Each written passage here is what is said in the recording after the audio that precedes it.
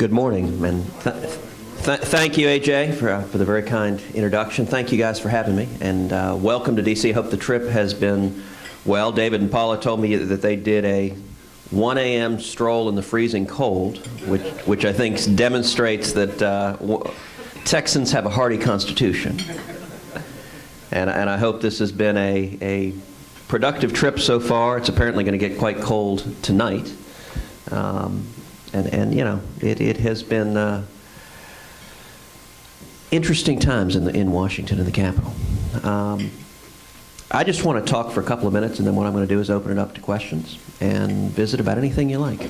But what I want to say very briefly is that my top priority in the U.S. Senate from day one has been focused on one thing, and that is restoring economic growth and jobs.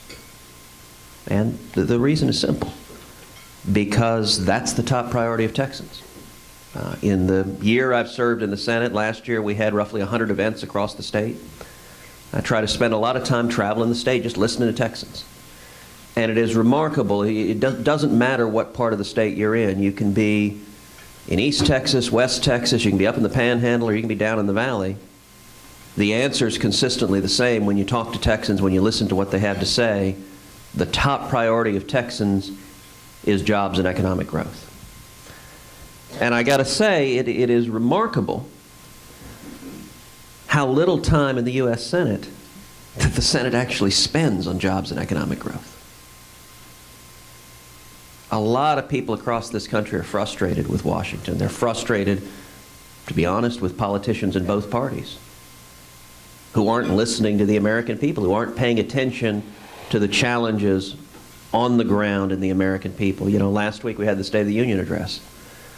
It was striking. The President spoke for over an hour and never once acknowledged that as a result of the policies of the last 5 years, we have right now the lowest labor force participation this country has ever had since 1978. What we're doing isn't working. If you look at from 2008 to 2012, our economy grew on average 0.9% a year. There is only one other 4-year period since World War II of 4 consecutive years of less than 1% average growth. And that was 1979 to 1982. That was coming out of the Jimmy Carter administration. It was the same failed economic policies. It was out of control spending and taxes and regulation. And when Washington follows that path, it consistently produces economic stagnation. Now, in my view, growth ought to be a bipartisan objective. Growth is foundational for every other challenge. If you want to deal with unemployment, we need growth. If you want to deal with unsustainable national debt, you got to have growth. If you want to make sure we maintain the strongest military in the world, you have to have growth. And it ought to be something that brings together Republicans and Democrats. How do you get growth? If you look historically, the two most effective levers that government has to facilitate growth, look, what I fully understand is growth ain't coming from Washington. It's coming from everyone here. It's coming from the private sector. It's coming from entrepreneurs putting capital to risk to meet a need. But what government can do, and sometimes seems very good at doing, is screw it up. The two most effective levers government has to facilitate growth are tax reform and regulatory reform. On the tax reform side, every year in this country we spend roughly $500 billion on tax compliance, on lawyers, on accountants, on dealing with the federal government. And all of that is dead weight lost. That doesn't produce, as I like to say, a single truck or tortilla. You know, tax reform is one of the remarkable examples in Washington of essentially free money, where if you go in and reform the tax system to dramatically decrease the burdens on small businesses, on entrepreneurs, on individuals, to decrease those compliance costs, it produces pure economic growth. that both generates the private sector. And ironically, every time we've done tax reform, meaningful tax reform, simplifying the code, lowering the rates, the result has been increased tax revenue at the same time. That has been the historical pattern. And the second key for government facilitating growth is regulatory reform. We have seen crushing regulations in the last 5 years that in particular are hammering small businesses. You know, one of the things that I try to do across the state of Texas is we do a lot of small business roundtables all over the state where we'll try to get 20, 30 small business owners in various towns just to sit around a conference table. And usually the way we'll do it is I'll just say, let's go around the table. Everyone introduce themselves and share an issue that's weighing on your heart. Share something that you're thinking about, that you're worried about, that you're praying about, and let's talk about whatever topics are concerning you. I'll tell you, it's striking. It doesn't matter where in the state you are. If you get a room of small business owners, over half of them around the table will say the biggest challenge they're facing in their business right now is Obamacare. It is absolutely consistent across the state. You hear over and over. I remember in Kerrville, we did one in Kerrville. I remember the first gentleman who spoke was the gentleman who owned, it was a restaurant and bar we were meeting in. And he talked about, he said, you know, I've got a terrific opportunity, my wife and I, to expand our business, to double the size of our restaurant and bar. And he said, from a business perspective, we think it is a very promising opportunity. But he said, we're not going to pursue it. We've already said no. And he said, the reason is we have just over 40 employees. If we expand the size of our business, it'll put us over 50 employees, which puts us under Obamacare, and that'll drive us out of business. So we're not doing it. And it was one business owner after another that described, all of them were between, I'd say, 35 and 45 employees. And one after the other talked about opportunities they had to expand. In Odessa, there's a gentleman who owns a steakhouse who described, he said, I got a call from the local television station. And the ad manager there says, you guys always used to run ads on our station. Why aren't you running any more ads on our station? And he said, well, I told him, I said, the problem is if I run ads on your station, we'll get more customers. And if I get more customers, I have to hire more employees. And if I hire more employees, it's going to push me over 50 employees. So I'm not running ads because I can't take any more customers, because I can't hire any more employees. 2/3 of all new jobs come from small businesses. And you repeat that pattern in millions of small businesses across Texas and across the country, and it doesn't become complicated why we've got the lowest labor force participation since 1978. There was another woman in Kerrville who described, she owned several fast food restaurants, fried chicken. And she unfortunately was substantially over 50 employees, so she couldn't escape the burdens that way. She described how she has had to forcibly reduce the hours of all of her employees to 28, 29 hours a week. And she started choking up, almost tearing up. She said, listen, a lot of these employees, they've been with us 10, 20 years. These are single moms. These are people who are hurting. They can't feed their kids on 28, 29 hours a week. But she said, you know what? They can't feed their kids if I go out of business either. I don't have a choice. That's happening across the country. I think the most important regulatory reform we can do is repealing every word of Obamacare. And I think it's fair to say I have not been shy in articulating that view. So with that, I'm happy to open it up to answer or dodge any question you like. Yes, sir. Senator, thank you for what you're doing for us here, for the information you're bringing to us. I own a small business, 32 people, healthcare is killing us. I thought it was supposed to make us healthy, but it's not working that way. The other thing that's hurting is the 179 deduction that was taken away from small business. We have basically a machine shop. The equipment we buy is $300,000 to $400,000 of the crack. When all am I allowed to take is a $20,000 deduction for that. I'm going to think twice about investing in that equipment. What can you do to help us? Look, I think it is a very good question. We have seen in the last 5 years, taxes have gone up $1.7 trillion. So what you're experiencing, I understand, because it's what small business owners are experiencing all over the country. They're getting hammered. And it doesn't make any sense. If you want to have jobs, listen, there are a lot of people in Washington who think the answer for jobs is, well, the federal government needs to hire more people. We just need to spend even more. Look, jobs are going to come, and come from the private sector. And when it comes to tax reform, in my view, what I'd like to see is us move as close as possible to a simple flat tax. That simplifies it. Ideally, that every American can fill out his or her taxes on a postcard. That's simple, that's fair, that's understandable.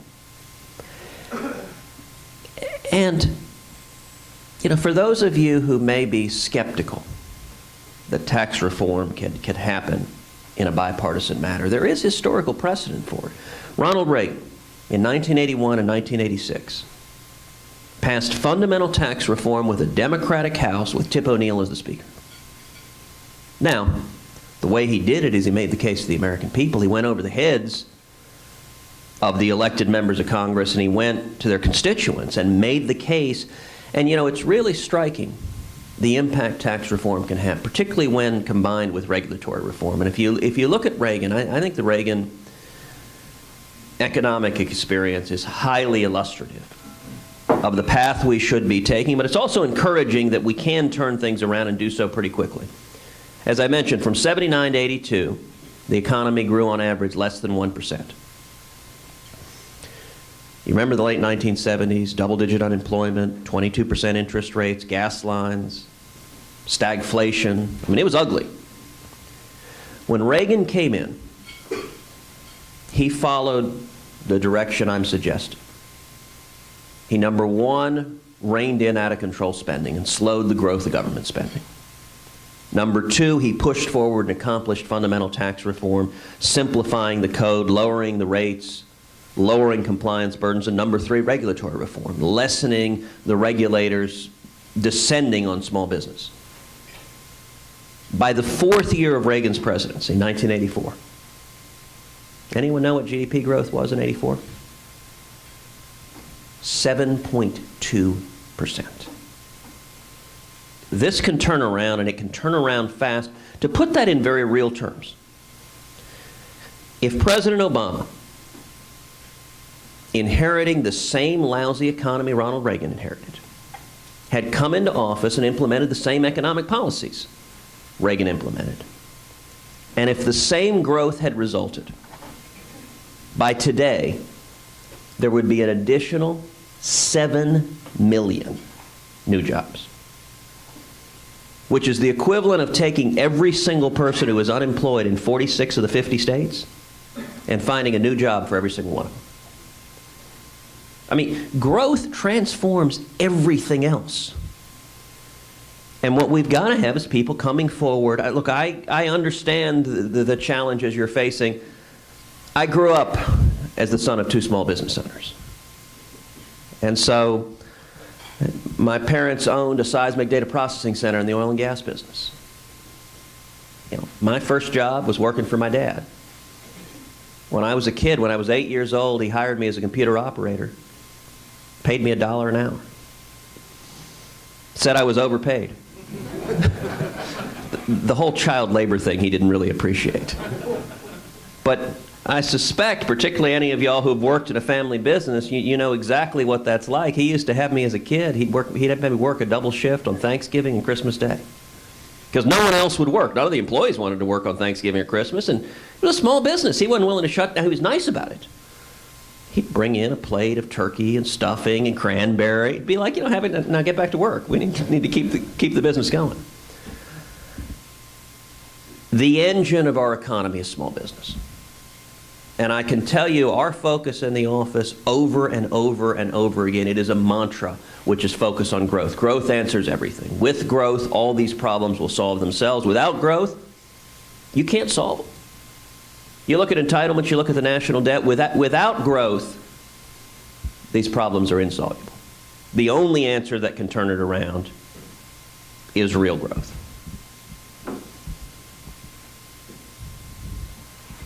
Yeah. Senator, thank you again for coming to speak with us this morning. We appreciate it. One of the things that I represent the travel, tourism, and hospitality sector in San Antonio, and we're a small business as well. One of the things that we're trying to talk to people here about is the World Heritage nomination for the missions in San Antonio. If that were to go through, the reports tell us it would create 1,000 new jobs and $100 million a year in annual economic impact. Yet it's mired in some other big picture issues that we really can't control much of. What are our realistic paths forward on that? Because it means such a big deal in San Antonio. Well, thank you for that question. I'm going to confess I don't know where that stands right now. But I would be very happy for our team to work with you on that question. We've got, I hope you all know, Michael Kerner, who is our regional director based in San Antonio. And so he is on the ground. He's a 20-year Navy veteran, very good guy. We also have here, we've got Jeremy. Jeremy, you want to wave? And Brittany on our team. So we're happy to work with you on that and see where it is and see if there are things we can do to help facilitate the process. Thank you. Mm-hmm. Yes, sir. Senator, as a result of the Budget Control Act and sequestration, all the military services are downsizing their personnel. And as a result of that downsizing, you have access to infrastructure. Would you be supportive of a future base realignment closure? You know, it's a very good question, and it's an interesting dynamic as you travel the state of Texas. The views of Texans on that question on a BRAC depend a great deal on where in the state you are. So I guess it's my understanding that a lot of the folks here are pretty supportive of another BRAC.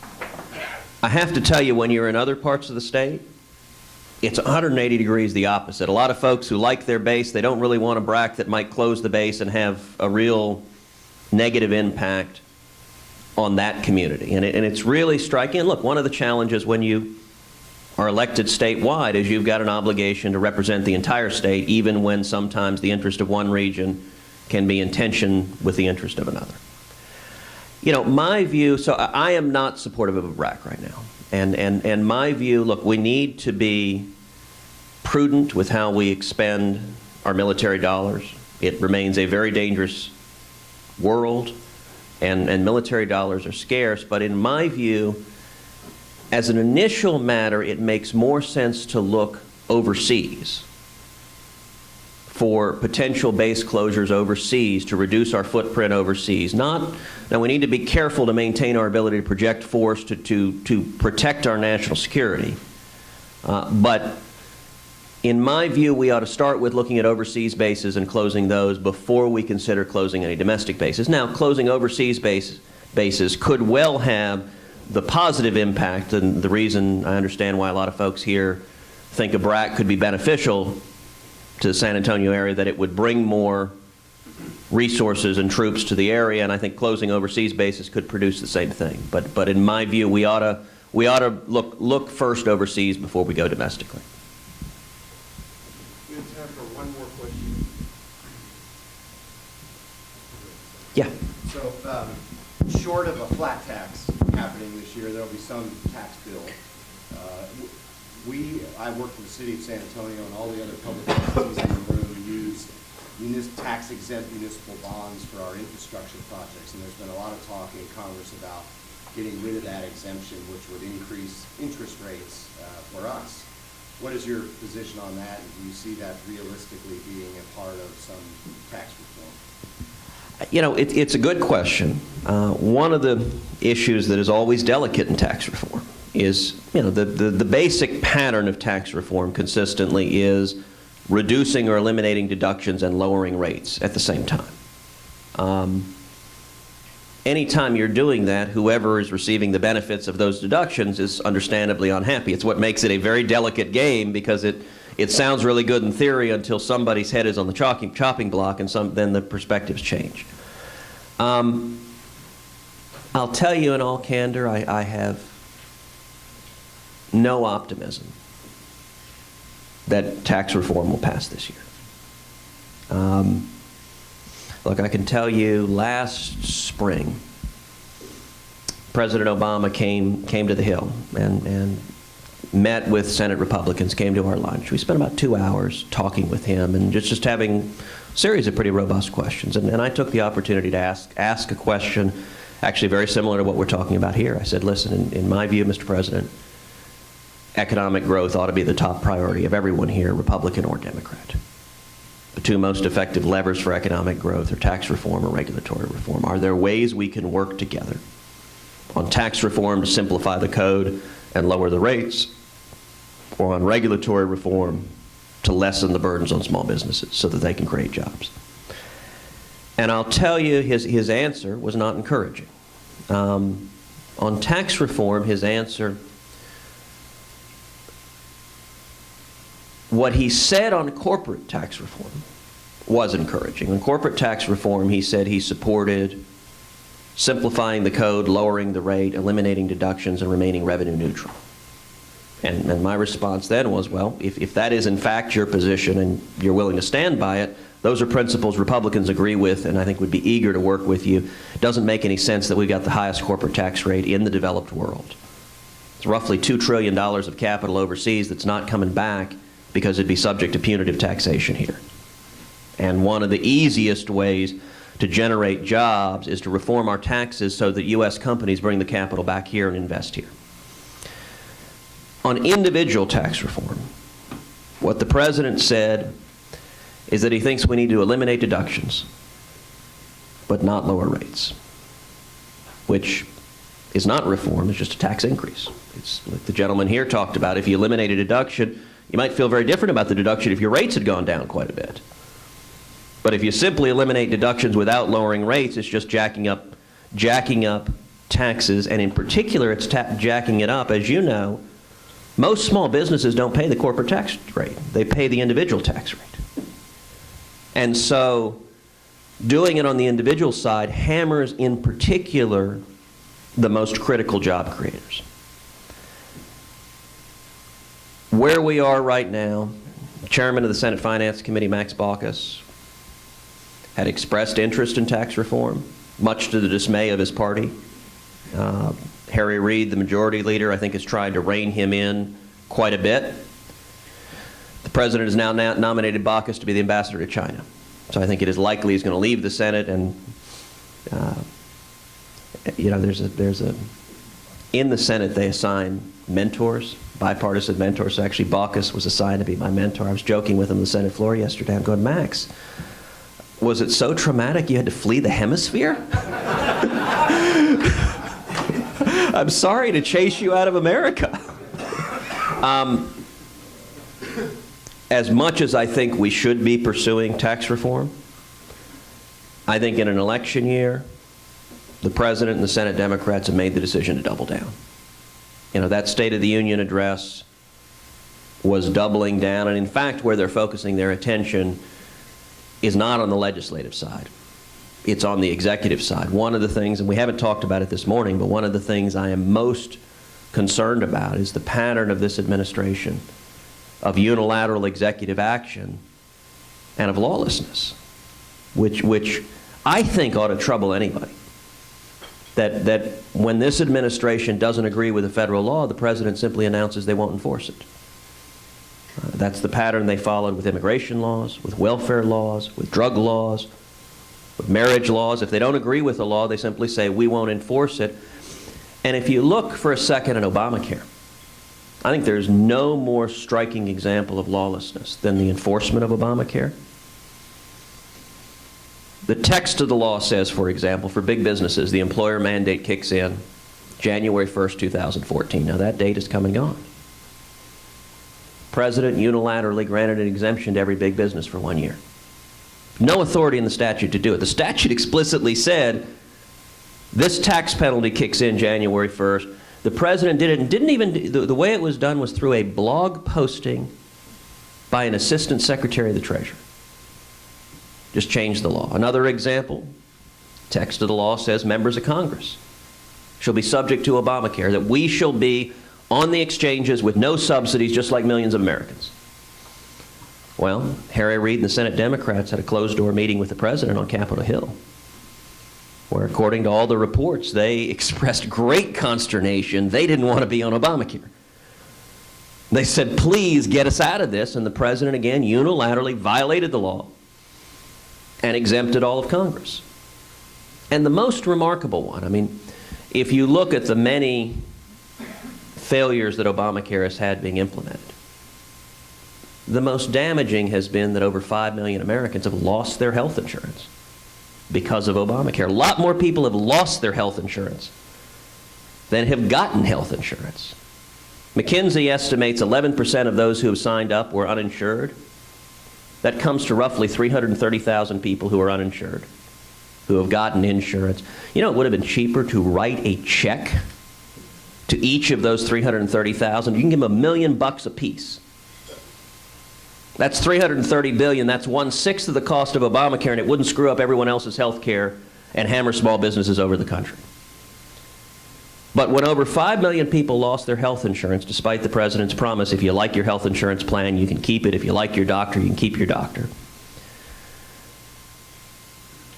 The president's reaction wasn't what 43 presidents who preceded him would have done. It wasn't going to Congress and saying, hey, this federal law is causing a lot of people real pain, a lot of people hurting. Let's change the law. That's the way the constitutional system works, that if a federal law isn't working, you change it. Instead, he held a press conference in which he instructed private insurance companies, go violate the law. The reason over 5 million people lost their health insurance plans is because Obamacare, the text of it, makes their plans illegal. Federal government determined, we don't like your plans. These are inferior plans. You can't issue them anymore. We don't like them. The president, if you look at the history of our country, there is no precedent for a president instructing private companies, instructing a bank, hey, the laws say one thing, just ignore those. He held a press conference and he said, for 1 year, I'm instructing you, pay no attention to what the law says, issue plans that are illegal for 1 year, and I'll give you a get-out-of-jail-free card. And I got to tell you, I think this is an issue that should trouble everybody, whether you're a Republican, a Democrat, an independent, or libertarian. The constitutional protections we have limiting the president's authority ultimately protect all of our liberty. I mean, being a nation of rule of law means we are a nation that is ruled by laws, not by men. And I think it is a very dangerous precedent that the president is picking and choosing which laws to follow. That's something that concerns me greatly, and I think this year the prospects for tax reform are not high because based on their conduct, it appears that they have largely written off legislation and are focused instead on continued, as the president said in the State of the Union, he's going to act on his own, as he's been saying. He has a pen and he has a phone. Now, under the Constitution, I thought there was a different way to make laws. But I think that's going to be the focus of the administration for the rest of the year, and that's something that troubles me greatly. Well, I want to say to everyone, thank you for having me. I hope you have a fantastic trip. I'm sorry it's going to be cold and rainy tonight, but you can dream of San Antonio, and it's probably beautiful back there. And if your hearts are in San Antonio, maybe it won't seem so cold and rainy. It's great to see you.